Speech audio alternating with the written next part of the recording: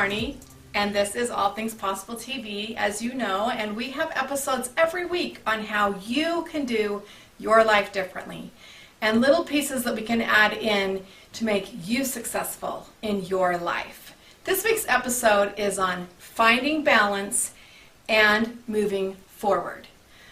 One of the things that I teach in my live events, as well as when we do our 7-step process and whatnot, is to find balance in your life, to find the things that are working, the things that aren't working, and how to move forward with those, and to be successful. So today I have, obviously, my board and a chart that we're going to go over in great detail. So if you don't have a pen and paper, I want you to get one, because this is something that you're going to want to remember and that you're going to want to reflect back onto. Because there are several things in our life that if we will find what's not working and we can find a different way to approach it, we will be more successful in our life. I love to do one-on-one communication with people, and I'd like to invite you to get in touch with me and receive a one-on-one free strategy session to where we can see what's holding you back, maybe where your balance is off, and the things that we can do. So hopefully you have gotten your paper and pencil now, but you can contact me through my website at www.allthingspossible.biz and set up an appointment so that we can go over things in your life. But today, I want to talk about a concept that is very dear and deep to me, and it's about balance. It's balancing our life, creating things to be different, and how that works. So I'm going to go over this chart in great detail with you, and hopefully you can see I had to write small to get it all to fit on here, but we're going to go over some of the things on here and how this happens. The first thing I want to bring your attention to is right here in the center where it says belief plus attitude plus action equals results. That is true, because what you believe and how you feel, right? So our feelings, our attitude, and what we take action on is what we have for our results. Now this can also be categorized as our success or our lifestyle. So our results can be completely measured back to what we believe, how we feel about it, and what action we take. So maybe you need to write feelings in here. Okay? So it's plus our feelings plus action, right? So our attitude about what we're doing. Okay, sometimes we're depressed, sometimes we're frustrated. We have a different attitude than other times. How successful are we when our attitude's not right? So it's the whole thing. It's our beliefs plus our attitude plus the action that we take that will give us the results that we want. And many times people want to do this with only using part of these pieces. And what I can tell you is using part of the pieces doesn't work, ever. You have to have all of them together. So we're going to watch this upward arrow goes at the top and this downward arrow goes at the bottom. And I want to explain those arrows to you right now. On the upward side, it starts out with what's uncomfortable in the beginning becomes comfortable as we hit that arc. So what's uncomfortable to begin with becomes comfortable. And on the bottom side, what's comfortable in the beginning becomes uncomfortable. So let's talk about that for a second. What's comfortable in the beginning that becomes uncomfortable later? What could that be? I want to go back and use some examples like not exercising. Let's say we're a couch potato. When we get home from work, we're tired, we've had a long day, lots of things have added up, and we're just comfortable at plopping down on the couch, watching something on TV, and kind of escaping life, right? But when that becomes uncomfortable is after it's over time. Now we sit on the couch all the time. There's no exercise routine. We've gained some weight. We're eating on the couch. We don't have great relationships. We're spending too much time there. It becomes uncomfortable. And at that point, it takes a lot more effort to correct the behavior, right? So what's comfortable in the beginning becomes uncomfortable. Okay, another example. What's comfortable in the beginning, let's take smoking. We start smoking a few times, and it gets comfortable in the beginning. Pretty soon we're smoking a lot, and what happens? It's comfortable, we enjoy it, it gives us our fix, whatever. It becomes uncomfortable. Our health is down the tube, we have this expensive habit, right? We can't be in a room very long until we need to take our escape and go out and do something different, right? Okay, and I'm not trying to just pick on smokers. What I want you to see is that our behavior, couch potatoes and smokers aren't the only thing where this plays a part. Look at what's comfortable in the beginning. As a parent, it's comfortable in the beginning to not discipline. To allow those kids are so cute. Oh, look how cute, right? And then all of a sudden we call it terrible twos or the fours. All of a sudden it's uncomfortable. All of a sudden the house has to be child-proofed, not the child is house-proofed. Now, I used to house-proof my kids because my house could be child-proof, but my mother's wouldn't be, or my friends might not be because they didn't have kids, right? So what was comfortable in the beginning for most people to let it go, oh, it's okay, here, I'll come correct the behavior, rather than don't touch meant don't touch. Okay, it's pretty, don't touch, is a lot different than I'm going to come take it from you and set it up high so you can't touch it. So you're not a choice, right? So what's comfortable in the beginning becomes uncomfortable. Okay, in the beginning, some of the things that they do are really cute and it's not that annoying until later when it's behavior that we want changed. Then it's really hard to change it back. So are you seeing the comparison that I'm using here? No matter what you're doing, if it is uncomfortable in the beginning, it can become comfortable. If it's too comfortable in the beginning and doesn't stretch you, it will become uncomfortable.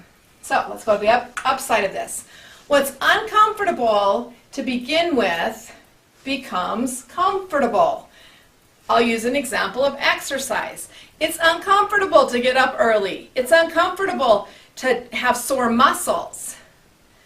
What happens once you've been in the routine, once you live that way, you love it.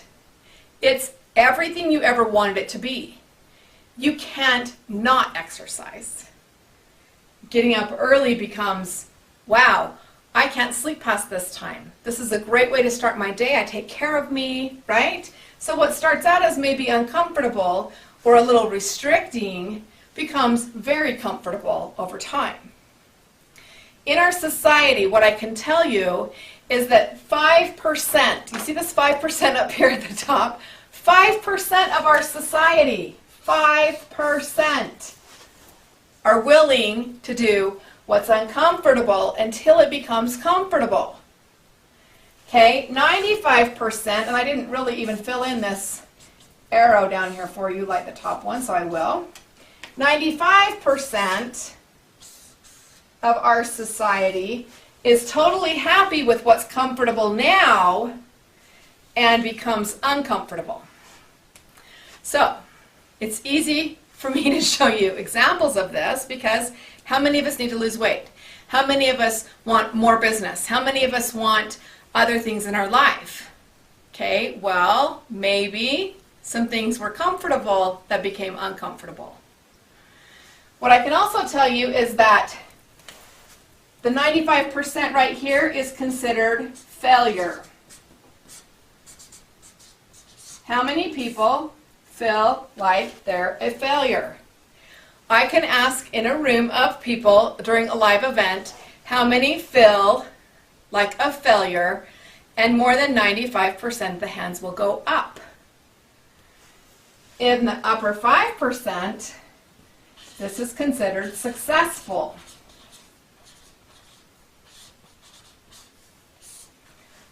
In the same seminar, I could ask, how many of you feel successful? And at best, we will have 5% of the room that will actually raise their hand. So this scale and this information is across the board. People feel like they're failing, yet they're comfortable in the beginning and get uncomfortable. This isn't what they want, yet it's what is happening. So let's talk about the 6 areas of our life. We need to be able to balance this, and to balance it, we need to focus in all areas. So I break it down into 6. You can find charts that break it into 8. You can find charts that break it into 5. I break it into 6. My 6 areas are, number 1, spiritual. However that is for you, that doesn't mean religion. It can incorporate religion, but it doesn't mean religious. It means spiritual. It means your connection to the earth, connection to a higher power. For me, that's God. Whatever that is for you, spiritual. Emotional, that's how you feel, how you believe. Your value system, right? That deep feeling or connection. The next one is physical. That is not only exercise, but nutrition. How are you taking care of your body? Okay, that's nutrition and movement.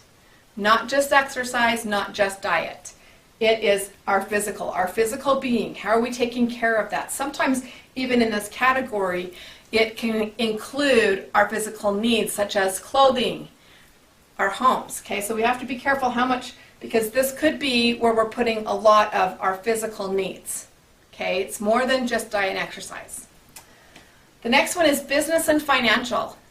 This is how you are financially, how you pay your bills, how things are functioning for you in a financial world. So the best way to give you extra emphasis is if it has anything to do with money, it's going to be in this category, right? If we're saving for a boat. Recreation is a huge category in itself. I feel like that recreation and social are huge, and we need to make sure that they fit in our lifestyle, but they also have to fit in the budget. And that's where sometimes we get off kilter, is that not everything fits in our budget, right? The next one is relationships. This is not just your personal family and your children or just a spouse. This is our social. This is also the people we work with, okay? It's our boss. It's our employees. It's every aspect of relationships that we have. And for the 6th one, I use time management. And I'm going to tell you something that's going to go against most people out there until I explain it, and then you might understand and be like, wow, that is true. But if you don't have time management involved in all other areas, you won't have all other areas.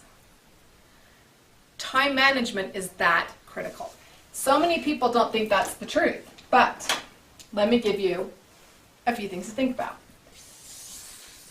How many of you set aside time for a vacation? Somewhere in this life that we have, we schedule vacation, right? And if we had all day, I could explain how you could fit in vacations and what area I put them in and how they fit. I'm not going to do that right now. I want you just to think about, do you schedule a vacation? Because if it's not scheduled, do you go? Now I have people go, well, we don't go on vacation. Well, that's because your time management's off, because you're not scheduling it. Okay? Time management can also include you didn't budget, you didn't spend the time to figure out how much to set aside to figure out how you can make that vacation fit, right? So time management has a lot to do with this. So let's go to relationships. Maybe you want to get married.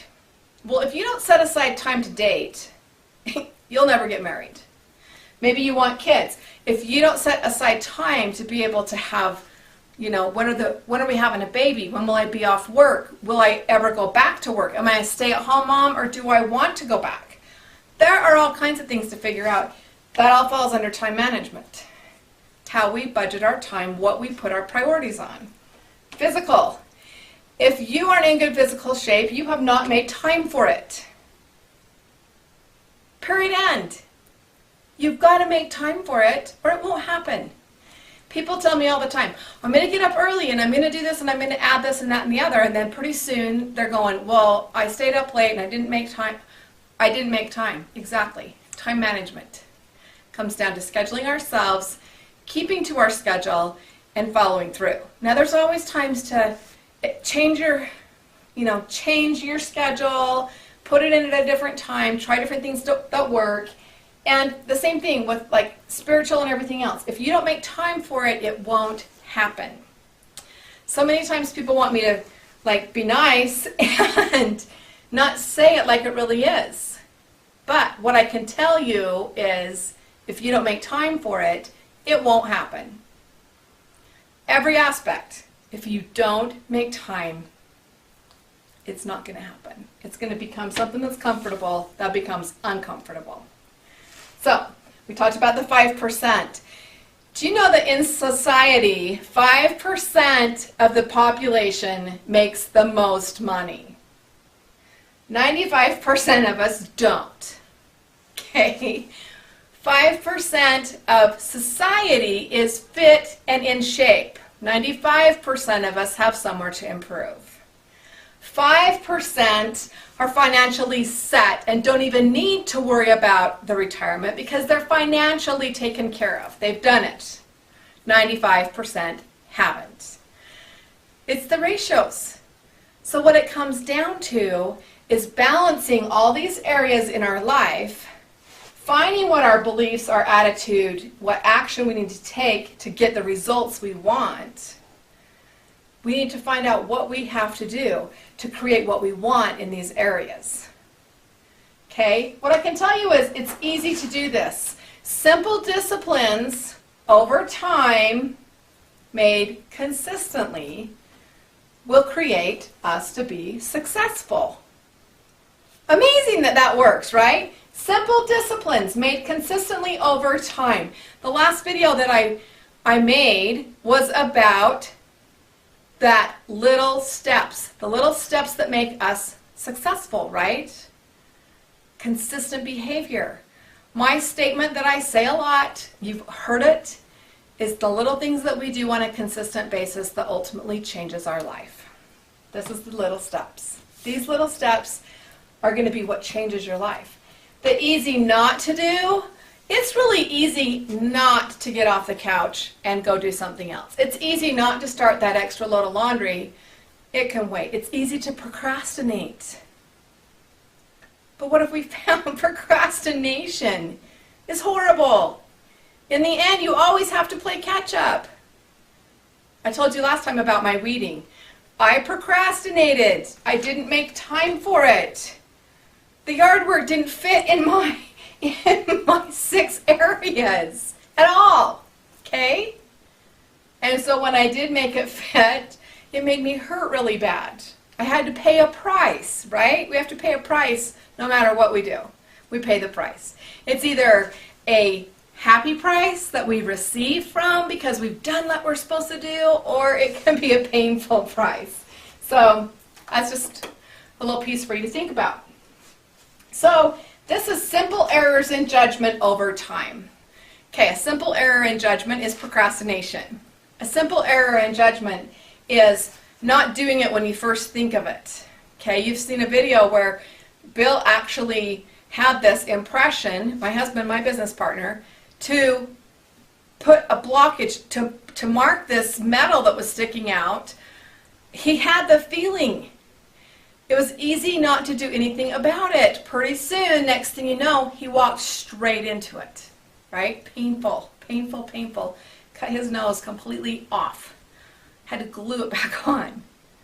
Now that, I shouldn't laugh because it's not funny, but that's the kind of things that happen for us. Nothing's happened for a reason, so you can't prevent everything, and that we did see how he had called it forth before, what the lesson was during, and what the lesson is for after. We will be taught those lessons no matter what we're doing. If we need that lesson, we'll be taught it, and sometimes it's a painful process. So let's talk about what things are easy to do and what things are easy not to do. Okay? Let's find out how we can balance this easier. Okay, the things that make this easy to do up here are to have clarity. If you don't have clarity in what you want, you'll have a hard time achieving it, right? If we don't have clarity, which could also be considered goals, right? Okay, when we have clarity in our goals and we have outcomes that we want, okay, we have a plan. Goals are a plan. And we stick to our plan, right? So we have clarity, we set goals, and we make a plan. Also consider time management. I'll throw these in a lot. Okay, one of the things that's easy to do and that we get a lot from is happy, being happy, and energetic. Okay, when we're happy and energetic, we get more done. When we, get the sleep we need, we have more energy, we're able to do more. Okay, but when we are choosing to be happy and energetic, we do more. If we choose to let the depression really set in, what happens? We spend the day in bed, we don't get very much done, and things pile up and get worse. Okay, this area is driven. We need to be driven. When we can be driven, we can get more accomplished. When we're driven in our desires of what we want, that means our belief system is there. That means we have the right attitude. Our belief and our attitude and action will create our lifestyle, our results, and our success. When we are driven, we are successful. Usually, when we are driven, we are successful in all 6 areas, not just 1 or 2. How many of you know someone, not yourselves of course, but you know someone who's very successful in 1 or 2 of the areas and really lacking in the others? They might have great business and their financial is off the charts, but they're getting divorced and they're losing their family and all their relationships, right? So we have to balance all areas. It's not just about money, it's not just about relationships. It's about balancing all of it. Okay, couple things for the bottom. What happens is we get frustrated and overwhelmed.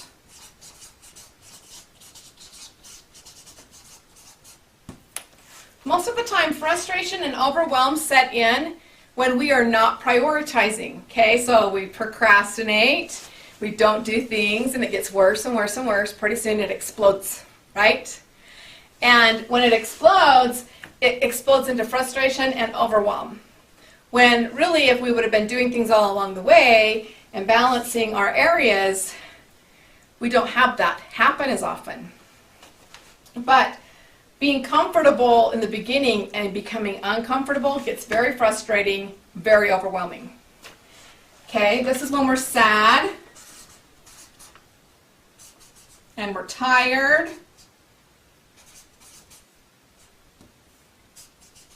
We're lonely.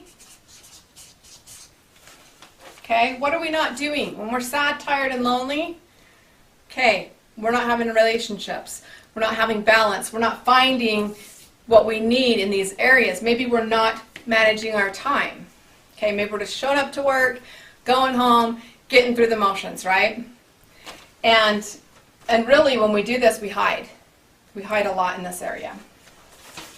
Most of the time, this is caused by blame. How many of us blame others? Blame's huge. Most people that are not being successful, it's someone else's fault. And if you don't believe me, ask them. There's always blame. There's blame into I didn't do it, it's not my fault, okay? And when there's blame, there's usually neglect. And it's never their fault.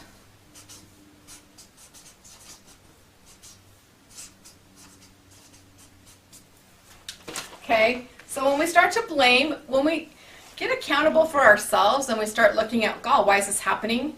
And we start finding that we're blaming others, good time to check on what's going on. The other thing down here that I want to add is lazy.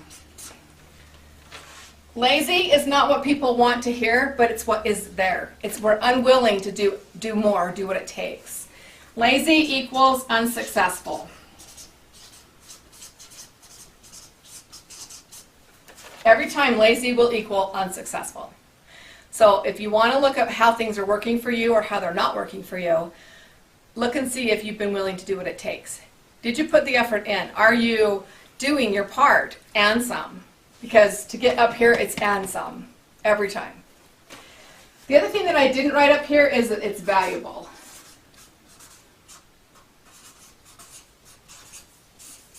Okay, it's valuable, and you find value in yourself as well as it's value driven. So when you can find what you believe in, your beliefs, which are your values, okay, that will help you be value driven.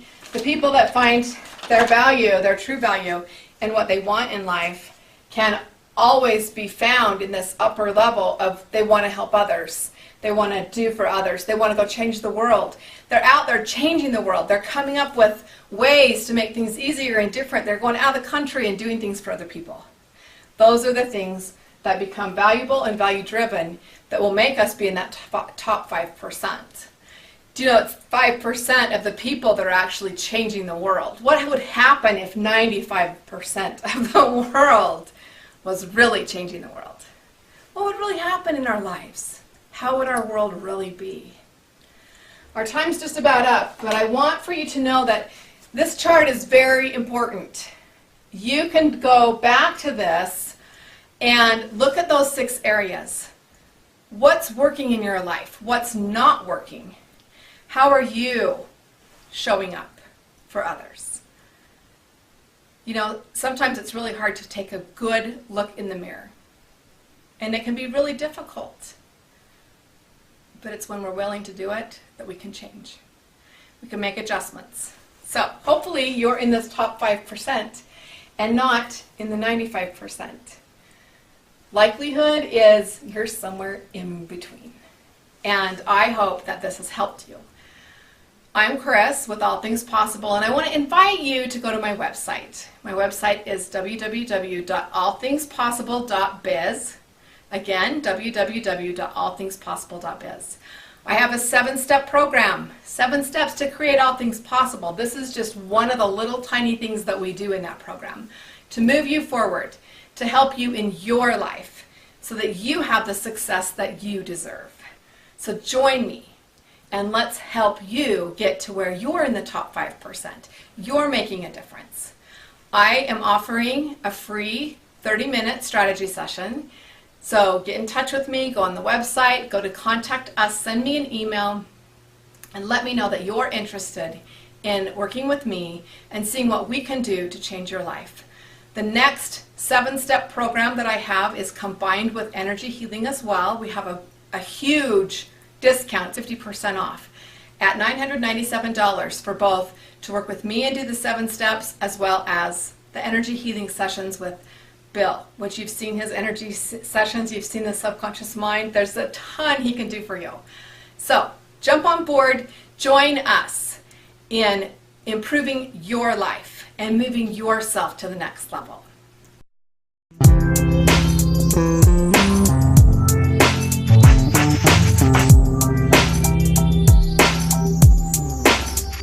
My name is Smith.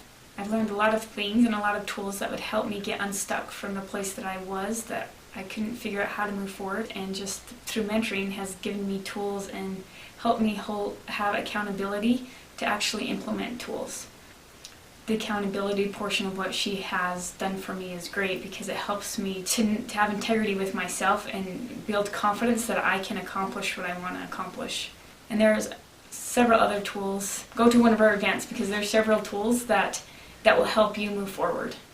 And she's so enthusiastic about helping you move forward and changing your life so you can build your confidence and feel like I am worth making the changes, I am worth the things that I want. Hi, my name is Anna Ray McAllister. I found out that I have the opportunity to be in choice in everything that happens to me. If something bad happens, I get to choose how I react or act according to the way things are going in my life. And I had not realized that before, and it has made a difference and empowered me to become a better person. My name is Penny, and I've had a really good time with Kris and all that she's done for me and helped me with. And I had the power before, but I didn't know I had it.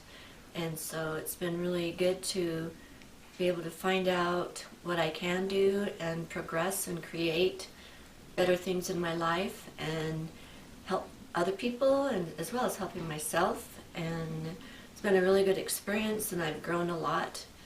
It's just been eye-opening to me, and being progressive is good in a positive way. All of it's positive. It's probably the best thing I could have ever done in my life at this point, because it's helped me get through some horrible things, and I'm still good.